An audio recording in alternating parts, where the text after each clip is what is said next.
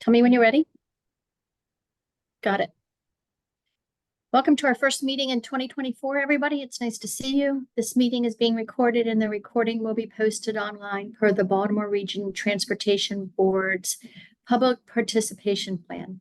If anyone online should experience difficulties during the meeting, please send a message in the chat box and Cindy will take care of you right away. We'd like to start today with a moment for those workers tragically lost on the Key Bridge and send our thoughts to their families. We'd also like to acknowledge all of the first responders for that incident and everyone else. Thank you for your service.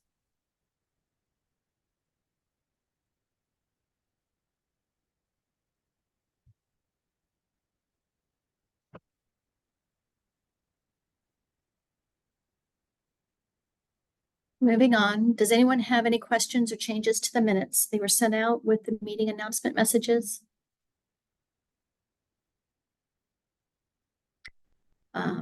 With no changes, are there any objections to the minutes? Okay, hearing none, they are accepted as is. Next, I'm going to share some information from the Chesapeake Region Safety Council and our outreach programs. I know almost everybody on, but for those of you that are unfamiliar with Chesapeake Region Safety Council, we are a National Safety Council chapter.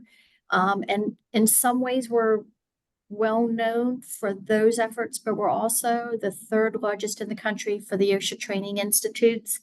And we also have our own programs. Some of those programs that are our own, that wouldn't come out, are our own, include mock crash programs, the cannabis workshops, and some efforts specifically newly developed for work zones.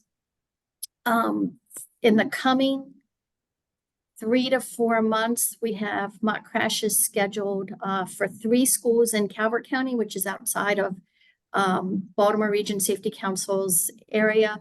But we also have scenes coming up on April 16th for Mount St. Joseph's High School in Baltimore City, on June 5th for Mount Hebron High School. We've been asked to do something for Baltimore County in October, and we have conversations going on with Harford County as well. So if you're interested in finding out more about our mock crash program, they're pretty extensive crash scenes with thorough education developed. And we have a lot of partners involved that include first responders and transportation professionals and highway safety. The Maryland Highway Safety Office is involved. So I'd be glad to talk with any of you afterwards. Just send me an email. We are also involved in training first responders and safety professionals, including highway safety people and workplace safety people, through cannabis workshops. They are free. There's an impairment training that leads up to that. That is presently a 3-hour course. And then attendees will move into a workshop that cannabis consumers will go through their products, explain how they're used, how they can be hidden from the employers to be used on site, and then also the length of their effects and their personal capacity as to working and driving. And then they'll talk about or talk with first responders. Law enforcement would do field sobriety tests and determine whether they are impaired or not. And all of that is shared with the students in the class. It's totally free. Our next one is April 1st. And then we have one in May and again in June. And those classes are open for registration on our website. If you type in the word impair on the search bar, it'll take you there the quickest way without worrying about it. But what I really wanted to talk about today was something that I know many of you have not seen yet. Let me see if I can share. You should be able to. Share screen. I cannot share screen while the other participant is sharing. Oh, I'm sorry. Let me stop my share. Okay. So share screen. I have all that open. And I don't see it. Maybe this.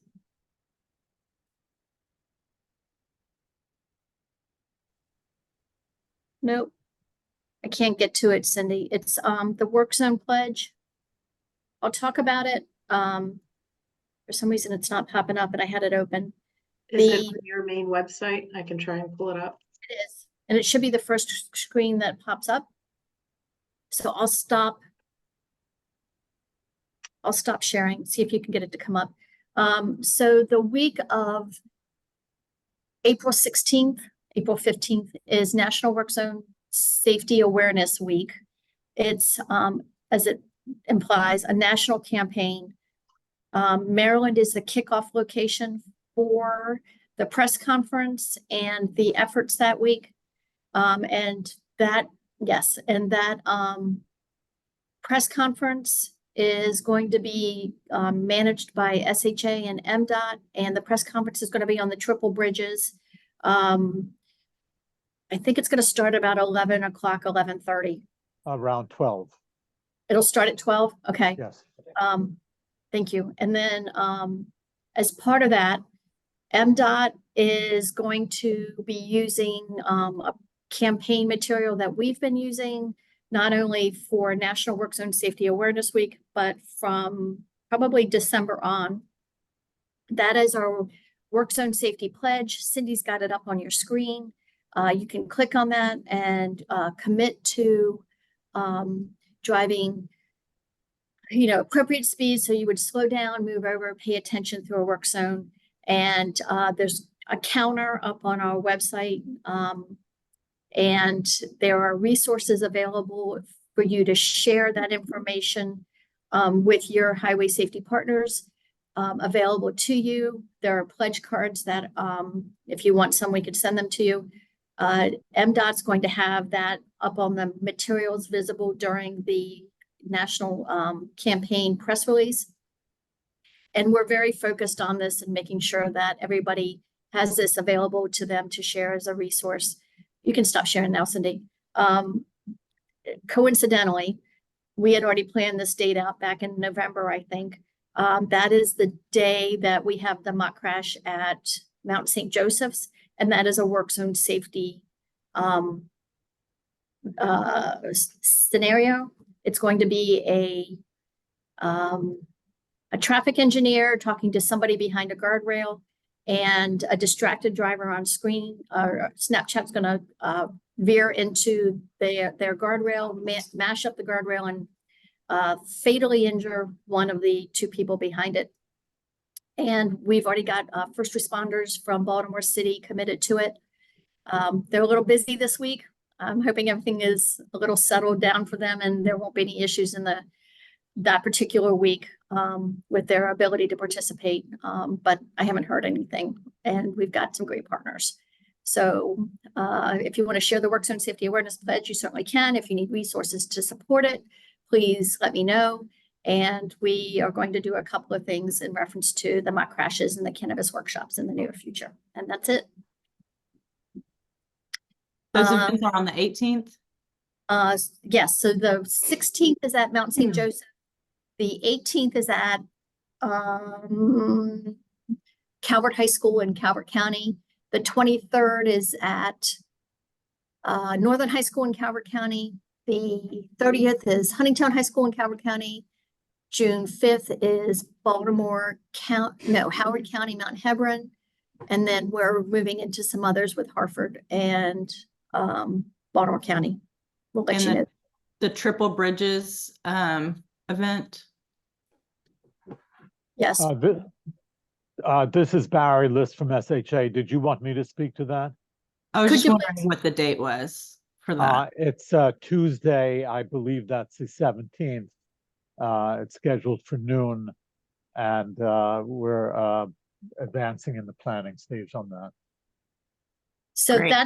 that information is a little different than what I've got. I've got it on the 16th. Well, it's on the Tuesday. I'm sorry, I don't have my calendar in front of me. Okay. It's on the Tuesday of that week. If I have my dates mixed up, I apologize. That's okay. It is the 16th then. Okay. Okay. Great, thanks. So next on the agenda. I'll send a message out this afternoon with all of the dates and everything that Debbie and Barry just ran through, so we all still have it in writing for future reference. And then I think the press conference might be invitation only. Barry, do you have any information on that? That's correct. Okay, We're inviting public officials and speakers from both government and industry. yeah, so I believe at this point, Dave Medeiros from Chesapeake and I will both be at the press conference. I'm going to run from the mock crash to the press conference, and he's actually going to leave the press conference shortly after it starts so that he can go to the Unity Ride ending location and do some closing remarks for that. And the Unity Ride is supposed to ride under the triple bridges at some point during the press conference, from what I understand. And I don't have the details on that yet. We're still a couple weeks away. Right, we're trying to synchronize so that as the press conference ends, the Unity Ride comes underneath and cameras will be able to observe that. You all have a lot on your plate right now. That's wonderful. I'm looking forward to seeing it. And when you say this is the kickoff, this involves Secretary Pete from USDOT, I believe, right? So it's not just our Secretary Wiedefeld, it's also federal partners. That's a great addition to the statements that I've made. Yes, it's definitely going to be the national campaign kickoff, and we expect a lot of attention, not only because of what happened right there at that scene last year, but also because obviously there's a lot of national focus on Baltimore right now. And at this point, we're not expecting Secretary Buttigieg, but in light of yesterday's events, we'll be checking in to see if there's a change in that. Oh, okay. My mistake. Sorry. I'm glad you said that because I still thought he was coming. Okay. He was invited and declined, and it may be that as a result of yesterday that he reconsiders. Okay. Any other comments in reference to what we've just discussed? Okay. If not, we're going to move on to Ms. Kenna Williams of Sherry Matthews Group. She's going to share information about the 2023 Local Live campaign and upcoming enforcement activations in the Baltimore Orioles partnership. And before you come on, Kenna, I'm going to apologize to everybody. I'm going to leave. I have a legislative thing I have to get to. So it was great seeing all of you. And I know Cindy's going to take really good care of you all through the rest of the meeting. Kenna? Kenna, I would like to ask one more favor of you. If you have time today, is it okay if we switch and let Serena go first from Federal Highway? Sure. Put in the chat that she has an emergency event she has to drop off for. So if she could go first, that would be great. Yep. Is that okay? Okay, thank you. You say emergency event, Federal Highway in Baltimore region. I certainly don't want to get in your way today. So. Yeah. So you can go right ahead. I don't know if you have anything to share on your screen, Serena, or you just want to speak up.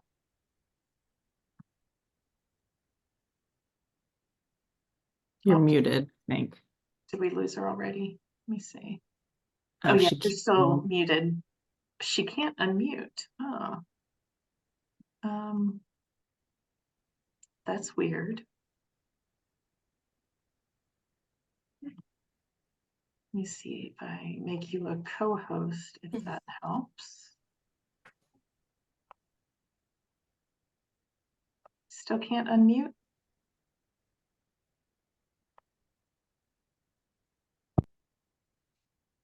I'm clicking the unmute button, but it's not working. Oh no.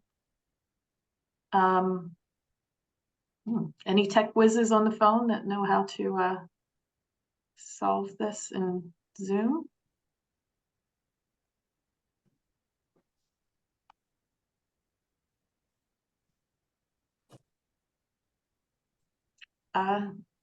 She could call in, maybe?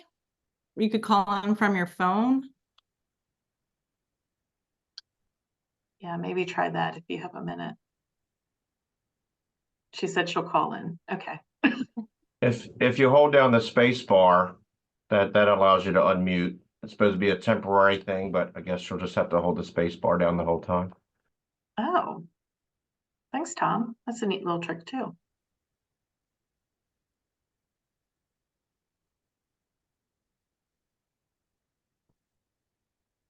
That is not working either. Okay. If we can't get Miss Serena on the line today, then I can just send out some information for you guys. What she was going to discuss was there's a notice of proposed rulemaking.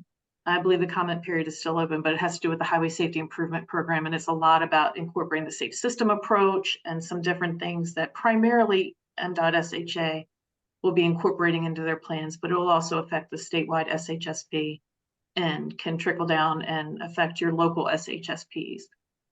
So if Serena is not able to give you the more official explanation of all of that, I will connect with her later today and get any materials out to you.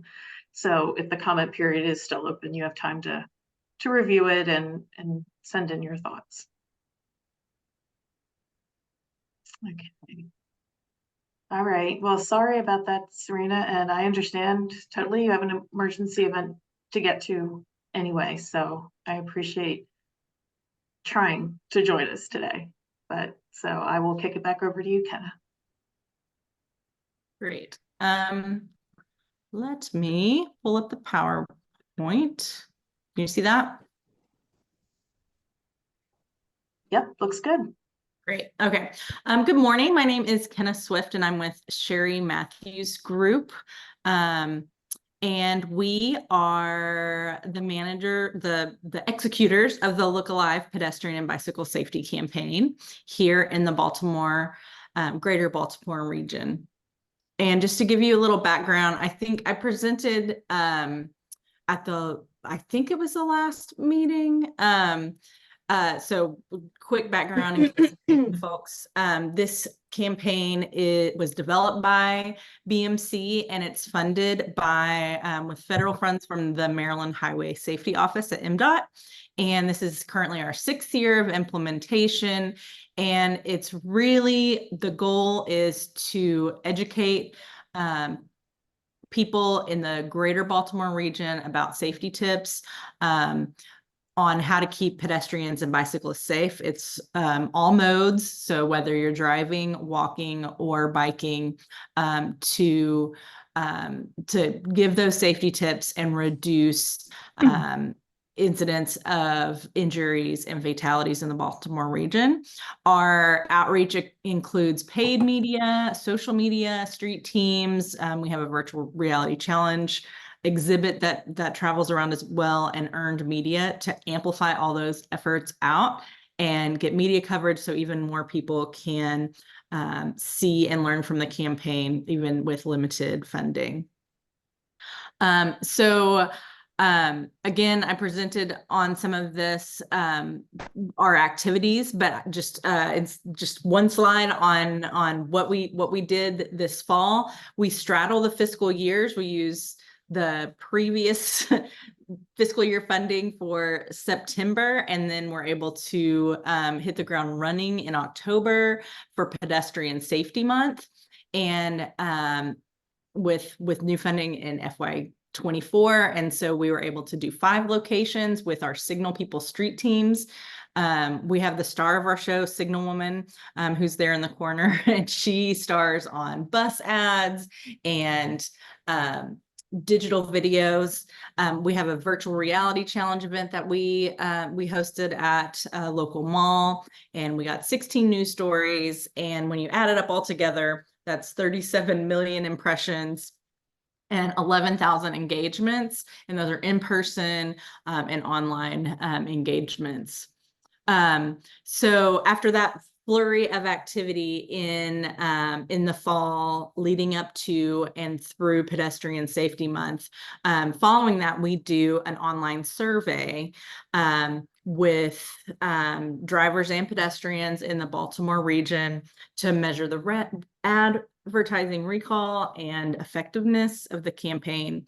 And so just hitting the highlights on this, the survey is very, very dense and detailed. But the highlights here, we did 359 surveys completed. We divided folks into drivers, like who primarily drive for their transportation, but we wanted to also make sure that we are reaching people who might not have access to a car. So we have a good representation there. And so we also made sure we included folks who primarily walk, take public transportation, or other types of alternate transportation.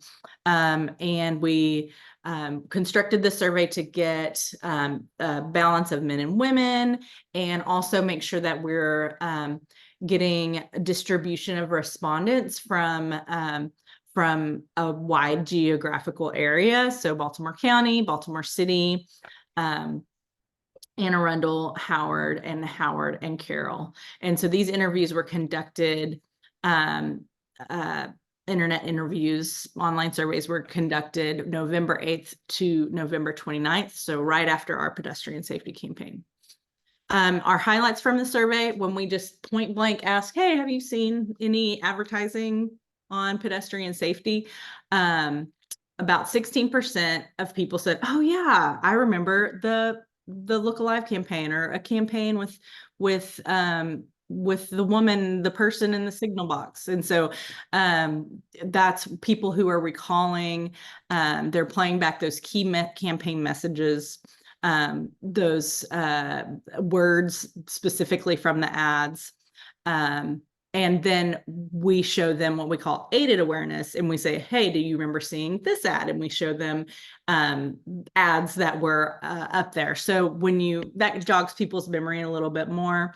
And nearly half of all respondents across the region recalled seeing at least one of the 6 ads that we tested. So we're really pleased with that stat there. And we also ask, is this relevant? Is this ad memorable, or motivating you to be a little safer when you get behind the wheel? And we had great numbers on the relevance, memorability, and motivational qualities of all of the ads. I think mostly in the 70s across ads, and through the different audiences. They were mainly in the 70s. And then the main source of the Look Alive advertising awareness was online, and TV streaming and bus ads followed closely behind. So upcoming and current efforts coming on, we have Signal Woman's social media channels. This gives us sustained year-round virtual outreach, and we balance Signal Woman's fun side with safety messages, and it really allows us to get out a wide variety of safety messages. We know pedestrian safety and bicycle safety in particular is much more complicated than drunk driving or seatbelts, where there's one message that you can hammer on over and over again. There's so many messages on stopping for pedestrians at crosswalks, watching when you're turning, staying off your phone, and then all the pedestrian messages. So there's so many messages. This allows us to get into messages that you can't exactly put on the back of a bus. And then we do ongoing content series. We have little puzzles called Solve the Signals. We integrate pop culture moments and safety memes. We have Signal Woman's videos and more. So if you're not following Signal Woman on Instagram or Twitter/X, her handles are here. We'd love to for you to join the community online. Also coming up in April, we are working with Baltimore County Police Department to do some enforcement activations, high visibility enforcement activations. And we work with the police department to identify dates, times, and locations that their officers can be out enforcing those laws that protect pedestrians and bicyclists.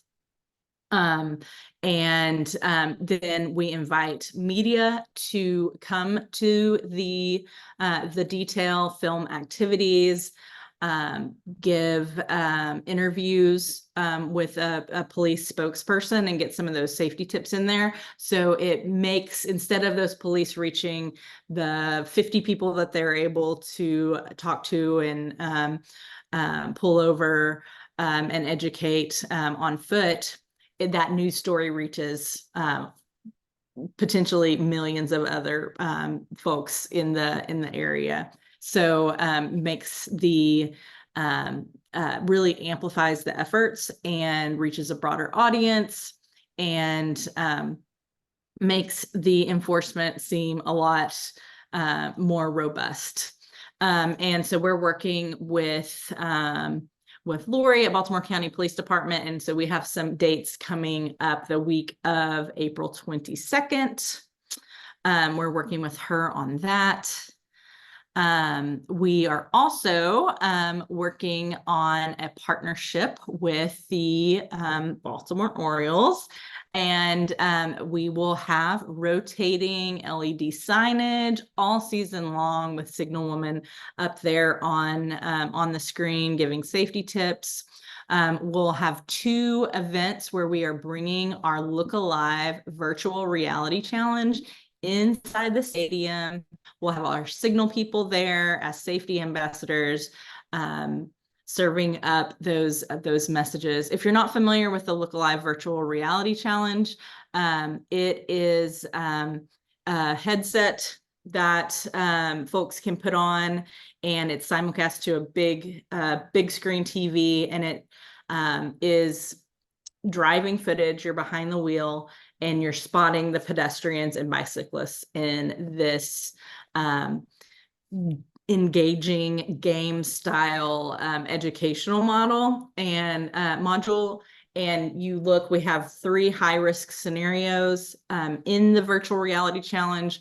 One is that as a car comes up to a crosswalk, as you're coming up to the crosswalk next to the car, it might block your vision, so that multiple threat, I think it's officially called, left hook across traffic and a crosswalk, watching for bicyclists and pedestrians in both directions, and then checking your blind spot when you're turning right. And so really, again, getting those messages that are a little bit more nuanced out to folks, and really reinforcing that in a fun, engaging, and memorable way. So we're going to have that for Orioles fans in the stadium. We're working on dates. Our tentative dates are September 21st and 22nd. We need to get those approved, but hopefully you can join us at the ballpark. Or see our messages, and then we'll start the cycle over and have bus ads and digital video ads, paid media flight coming in September 2024, as the lead up to Pedestrian Safety Month, approaching the most dangerous time of the year, in the fall and winter when the sun starts setting earlier in the evening. And we'll have bus ads on MTA, as well as online video on streaming and online sites. So we have that out there paid for with our current budget in approach to Pedestrian Safety Month. So I think that's it. Great, thanks, Kenna. And we're very excited about the Orioles partnership. You can't see the whole shirt, but today's opening day, wearing orange. So Yeah. hopefully they keep a good record going, and we get a nice long year of advertising. I hope so. And yeah, really good engagement at the events as well. So very exciting times. And even though this coming fall is an election year and we're going to be bombarded with all of those ads, we're hoping all of these Signal Woman and Look Alive ads sneak in there and can give us a little bit of a break from some of those, as Kenna said, as we plan ahead towards the end of this. We did apply to the Highway Safety Office to continue the program next year. So we'll hear more decisions on that in a couple months. Any questions for Kenna?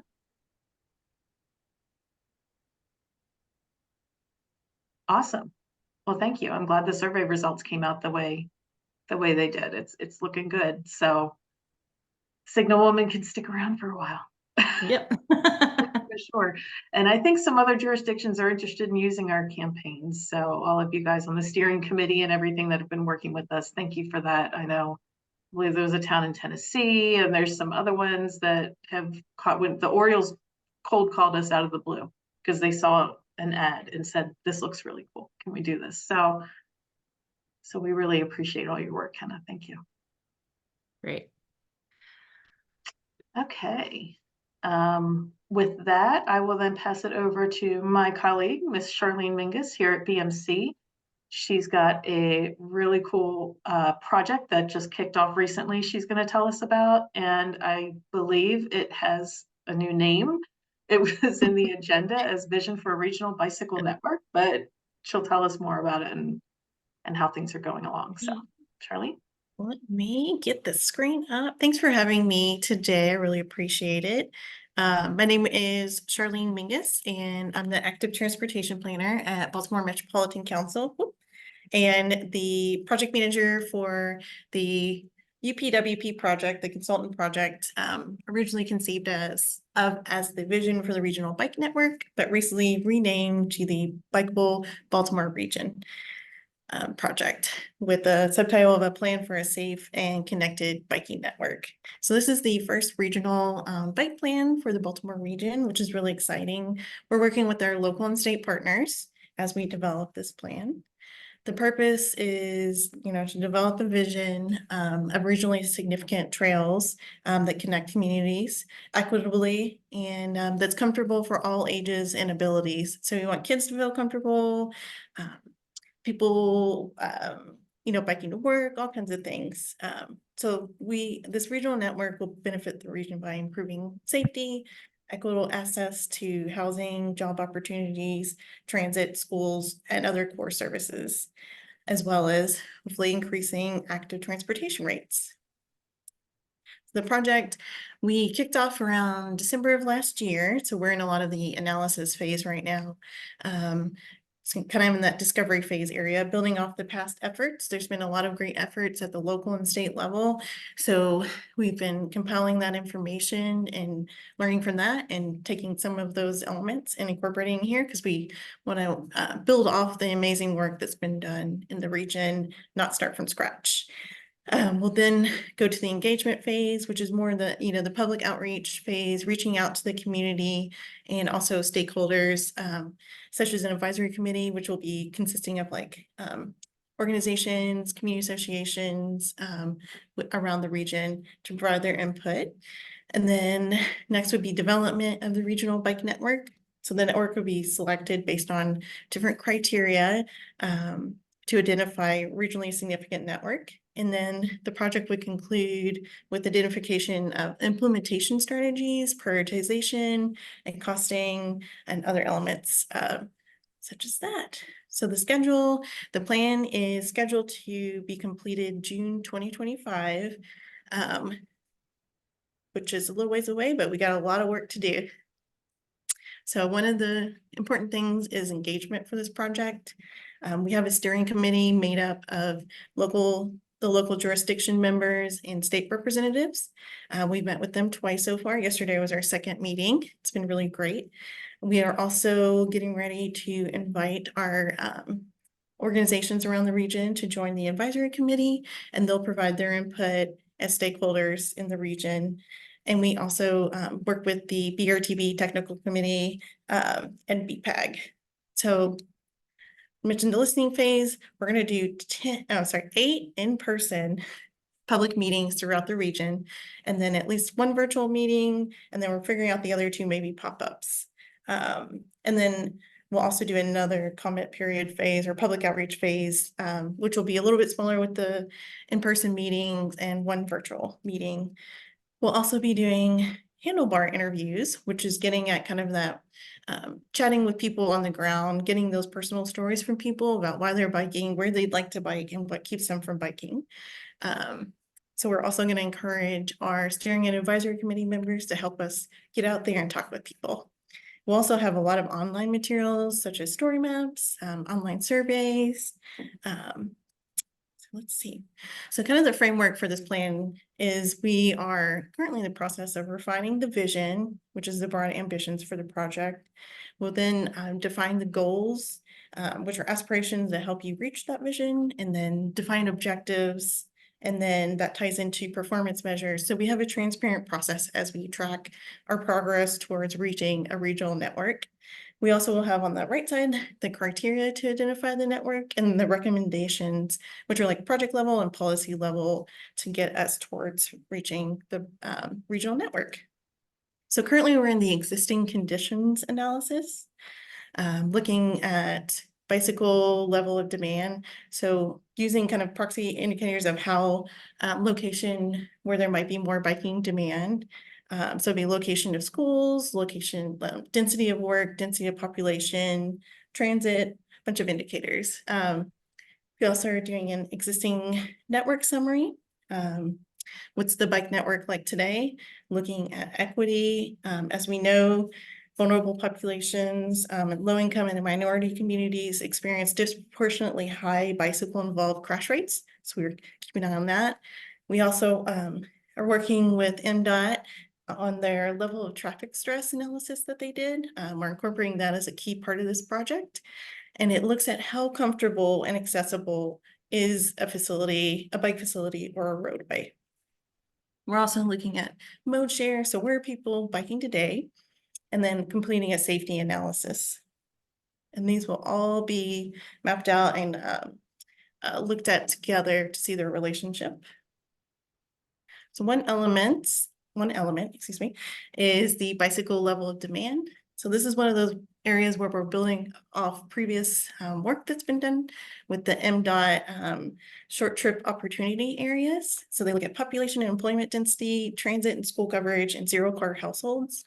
We'll also layer on park and recreational areas, equity, and then the existing network, and then looking at bicycle accessibility. And then this is discussing our equity approach. So we have the vulnerable populations index developed by BMC, and then we'll also be looking at federal equity measures such as disadvantaged communities. Excuse me. And then we'll compare people's access. We'll compare demand to the equity areas and also to accessibility in the existing network to make sure that the facilities are distributed proportionally throughout the region. So one of the key elements is the safety analysis. So we've referred to previous plans and used those findings, such as the vulnerable road user assessment and the 2050 Maryland State Highway or statewide bicycle and pedestrian master plan completed by MDOT. Let's see. So they'll analyze safety at the regional level using the most up-to-date crash data we have available from 2019 to 2023. They'll complete a heat map, different statistics, and a crash severity index map, which will take the sum of all bicycle involved crashes and weighting by the crash severity level. We'll also outline the safety risks to bicyclists and methods to increase safety, such as the impacts of speed on safety. So it's kind of a quick overview. Did anybody have any questions about the project?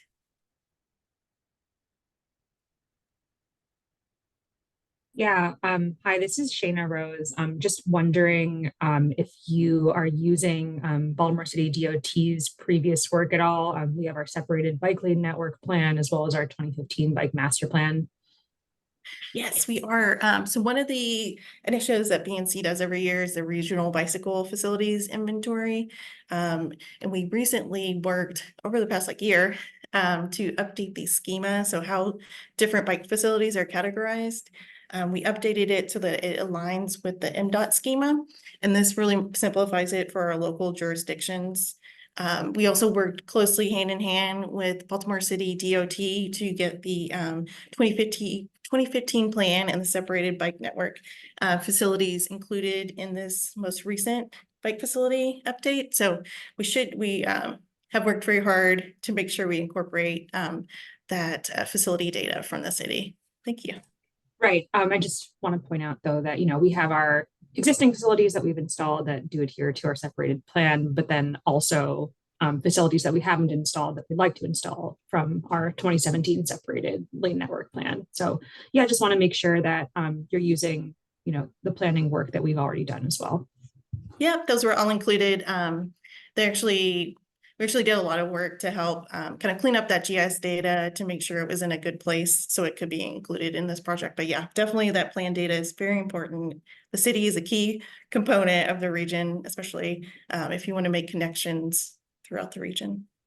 Yeah, and then just one more thing, we've had a lot of turnover at the city, and I'm sure Patrick Patterson had been involved previously with this, but do you have a current contact at the city who's involved?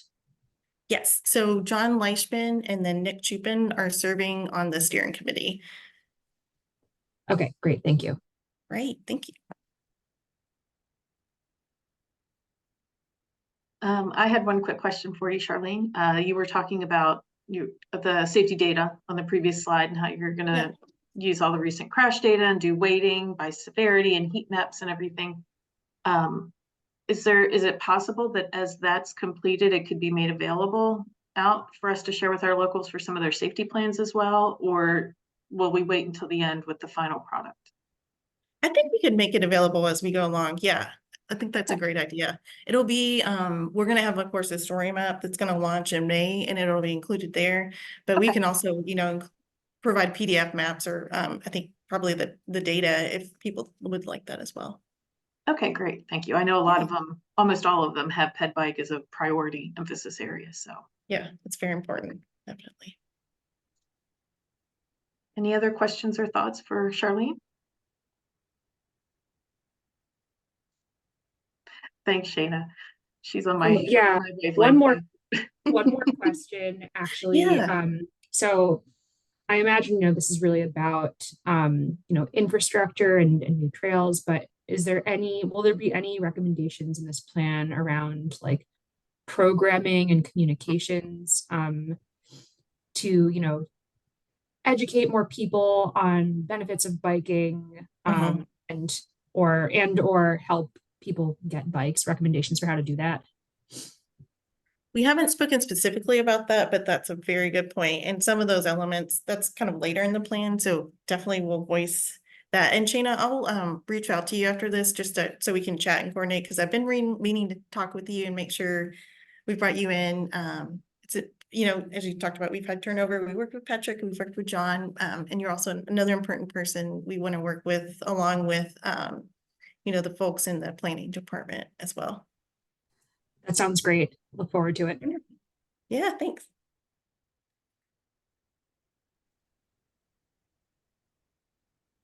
Any other questions? Okay, great. Well, thank you, Charlene. I appreciate you taking time today to talk about all of this, and I hope it keeps definitely pushing forward through. There's been more discussion in the news about bike lanes and bike ped safety and everything, and hopefully that's momentum we can ride for this project. All right. Well, thank you so much for having me today. I really appreciate it. Great, thanks. Okay, so yes, okay, so let me pull up the agenda again. As Debbie said, she had to hop off for a legislative call, but hopefully she will be back shortly. Until then, I will keep pushing through. The next thing on our list is to talk about our local strategic highway safety plans.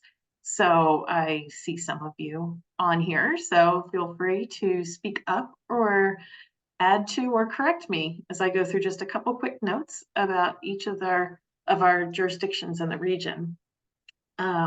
Anne Arundel County has been working really hard on their Vision Zero action plan. And actually the state had a Maryland SHSP steering committee meeting last week, and I was touching base with Tanya there. And she's definitely looking at different models for their action plan and being sure they build in evaluation metrics for it. Baltimore City, we just heard from Shayna briefly, but she said she had to hop off.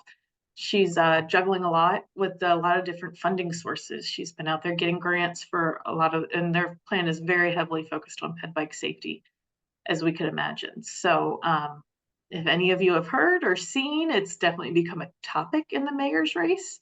And the Baltimore City Police Department has recently said they're going to increase enforcement of their traffic laws. So hopefully some big, interesting changes coming in the city. The Baltimore County team, they are working within, the folks within their Department of Public Works and Transportation are working on a Vision Zero action plan, and they met with the rest of their SHSP team to talk about how that plan would become an addendum or supplement to their core SHSP in the county.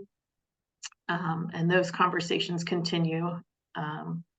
Carroll County is doing a lot of data work, pulling in a lot of information and really coordinating their enforcement partners. They've got a real strong enforcement team out there from state to county to locals and municipals. So that's exciting. Harford County is still pushing through and doing a lot of things with their traffic safety team or their traffic team as well.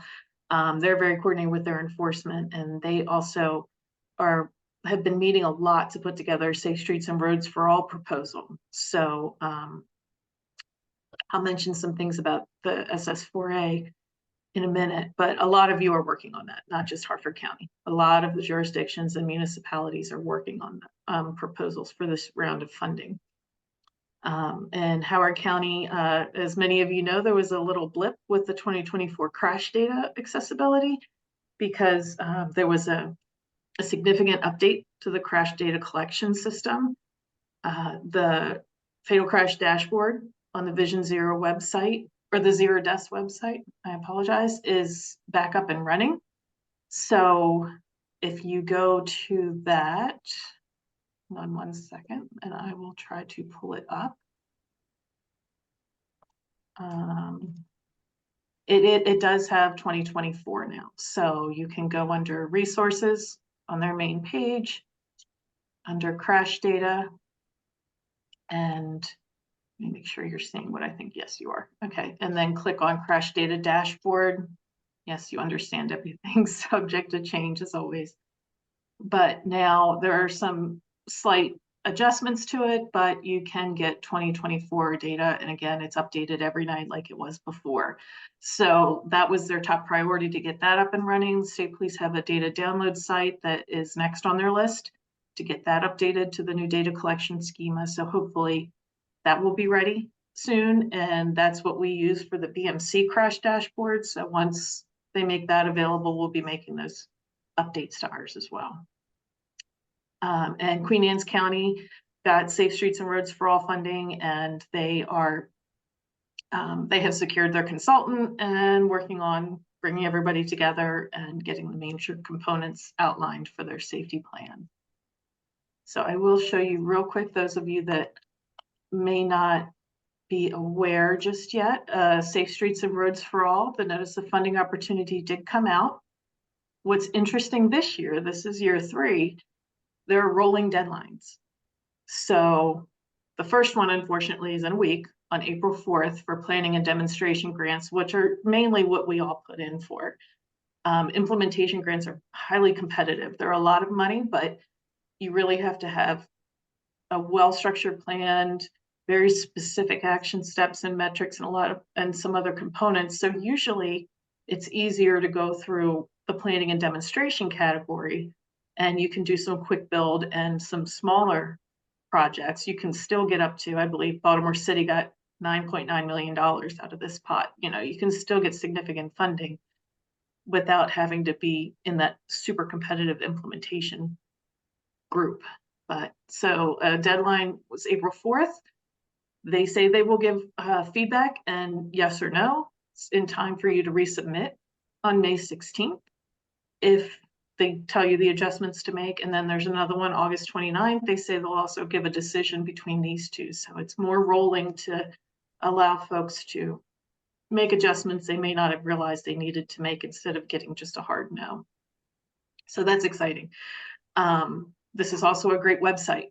their FAQs and their webinars are posted, and everything on here is actually very up to date and really helpful, especially for a federal website. So I recommend, if you're interested in any of this, checking out the SS4A website.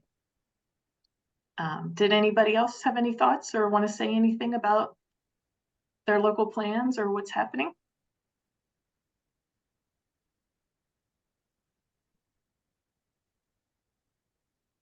No? Okay.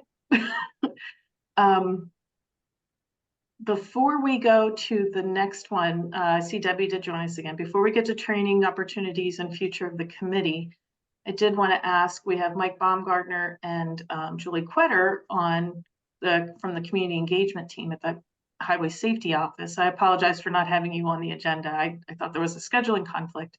Is there anything either one of you would like to share about either anything coming out of your office or programs you might have of interest coming up?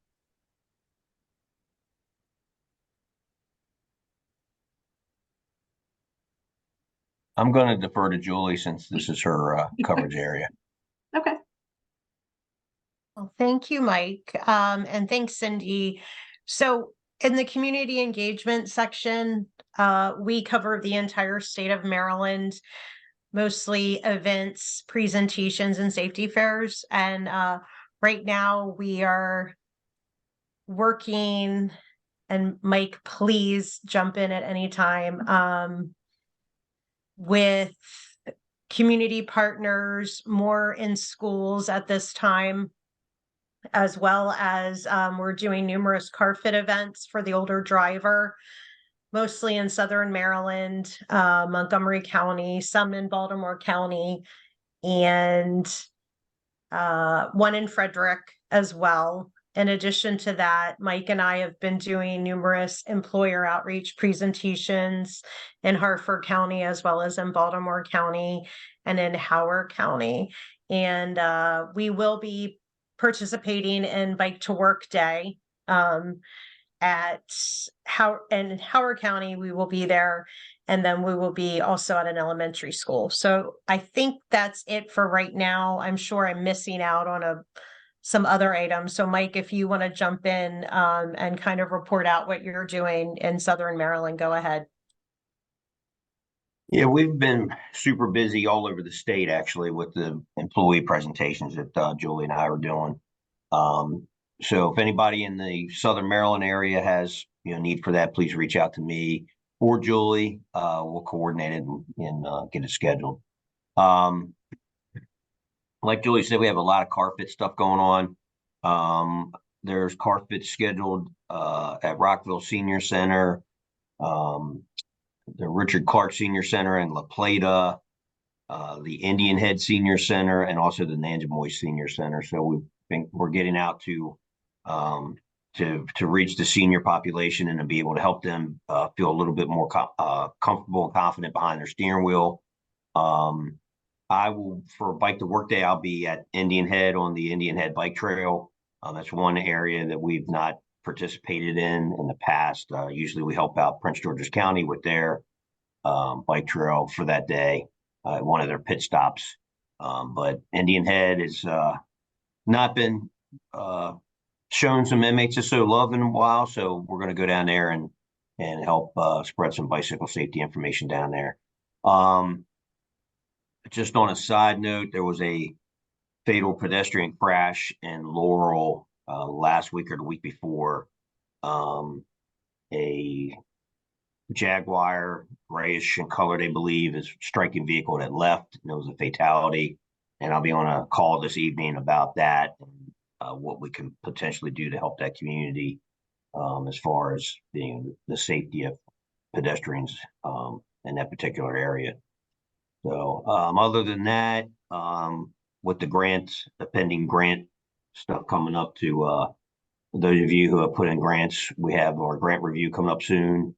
And I guess you will know something, depending on what kind of grant you got. If it was a statewide, you'll know sooner. But October 1 is when the federal grants will roll out. And we have to wait for the governor to sign off and everything. And they still have to go through the internal approval process as well. So just be patient with us. That stuff takes time. and you'll be notified as soon as we know.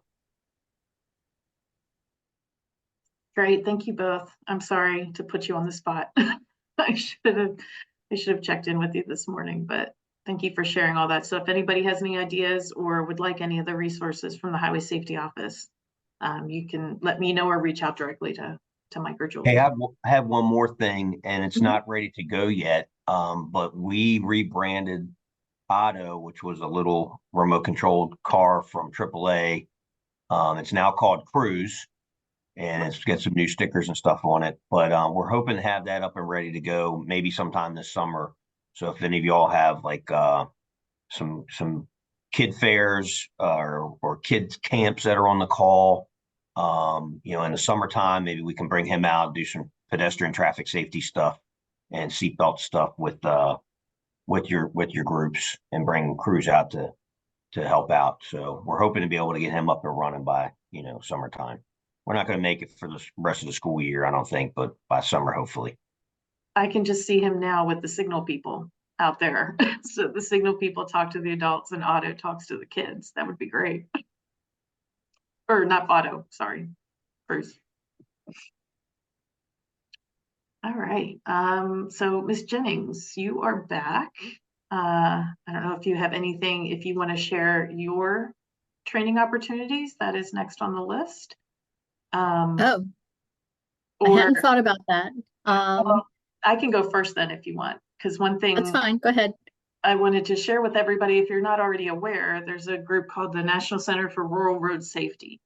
And some of you may be thinking, well, I don't really have rural roads, or I'm not, I don't have that many in my jurisdiction, but they have a lot of great training out there, and it's all free and online and all of that. So I get a newsletter from them, I think once a week or once a month, and I can certainly share that out if people are interested in hearing about these training opportunities. One thing I've been working through myself, they have a road safety champion certificate program with, let's see if I click on this, if it'll tell me, I believe it's like 6 core modules, 7, I apologize. And you can see some of the topics here. They're 2 hours a piece with a break in the middle, but, and a lot of the local technical assistance programs also offer these. It doesn't just have to be through this National Center for Rural Road Safety, but they've actually just started releasing some more specific ones as well, whether you want maintenance and construction, public health, things like that. If you want other ones, like I said, these are free, so you can always check them out, and they're online. They also have some other things. They have different topics. Some of their communicating with non-technical audience webinars are really interesting and helpful. They have a lot of things here with the local road safety plans. They have these online videos, and then you can find other resources. They're also very responsive if you email them. So I just wanted to make you guys aware, if you weren't already, of this group. Like I said, it's the National Center for Rural Road Safety, and I will send out a link to their website and everything for you.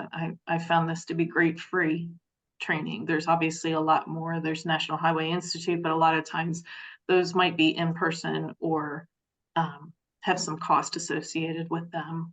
But I can start sharing training opportunities out to the group as we move forward. Thank you. And then Anything else, Cindy? Nope, that's all I had. I was just going to show, if you weren't back, that you have safety classes and other training available on your website as well. So we do, if you go to our website and pull down the training opportunities, there's a free drop down. I can't see what you've got up, but it's there. It should be under Yeah. training, all training, and then free Yeah, training, all I believe. courses and then free safety classes. Yeah. Yes. So we focus typically on the workplace, professional, and courses that are free for them. But as I mentioned earlier, we do have free impairment education and cannabis use workshops coming up that are scheduled through the end of the year. There's one each in, let's see, there's one next Monday, then one on May 20th, and then one on June 24th. And although you see the word cannabis in the title, the impairment is addressed not only from cannabis, but there's a lengthy portion on other types of impairment as well as alcohol, drugs, fatigue. Tom Morehouse is our go-to instructor for that. And then we are also promoting some of the new curriculum that came out from National Safety Council recently. We are a reseller of their online courses. If you have individuals in your organization or you're looking for overall fleet training, specific by vehicle type or by behavior that you want addressed, you can certainly reach out to us. And I think that's it for right now. We do have a couple conferences scheduled that we are going to be hosting. One is, I think it's the third week of September. And Julie and Mike, you have presented at those before. So we're hoping to, figure out what the gaps are for our highway safety partners that you all want shared with our members. Keep in mind that transportation fatalities is the #1 reason why employees die, either on the job or in company vehicles. So we definitely want that component included in the future. That's it for me. Anybody else have any training opportunities you want to share? Okay. Going to move on to the future of the committee, and we're going to ask for feedback from you. I believe, Cindy, you sent out the committee roster, and we want everybody to take a look at it and consider where the gaps are and, what new partners would benefit from conversations such as what, took place today. Cindy, do you have a timeline on that? I was going to ask if we could get it in the next 2 weeks, but with everything going on in all of our worlds, maybe by the end of April, if we could get some feedback, either gaps of folks, like Debbie said, that would benefit from this, or people that you want to hear from that to join the committee and to share their work or policies or anything like that. I'll send it out again later today, just so it's at the top of everybody's inbox, and ask for it by the end of April. Okay, thank you. Are there any questions for any of our presenters, speakers today? Okay, we're going to move on to any new business. Does anyone have any other business that you want to discuss? Oh, I have one. So when I popped off, I attended a real quick legislative update in reference to, most of us have heard of it as Noah's Law. It's the ignition interlock effort for ensuring that those that are convicted of PBJ offenses, those who are given a PBJ after an impaired related offense, DUI, DWI, are required to use the ignition interlock just as they would if they had a guilty finding. You can expect, if this is something you're interested in, to see some votes and movement on these, probably not tomorrow, but likely Monday. So if you're interested in that, you can reach out to me, or you can pay attention your own way through some other contacts, but it's getting close. We're looking forward to hearing the results of that. And anything else by anybody? Okay, please be safe out there, and we'll see you again on June 27th at 10:00 a.m. And Cindy, we're going to keep these always as a virtual at this point, correct? I believe so. I've heard from some folks offline that it would probably be challenging to get here. There's a better chance to get them virtually when they have scheduling conflicts. So I agree. People can pop in and out like I did today if they need to, but it's I love doing it this way. Yeah. So thank you, everybody. Please be safe out there, and go Orioles for those of you that are Orioles fans. Bye. Bye, everyone. Thank you.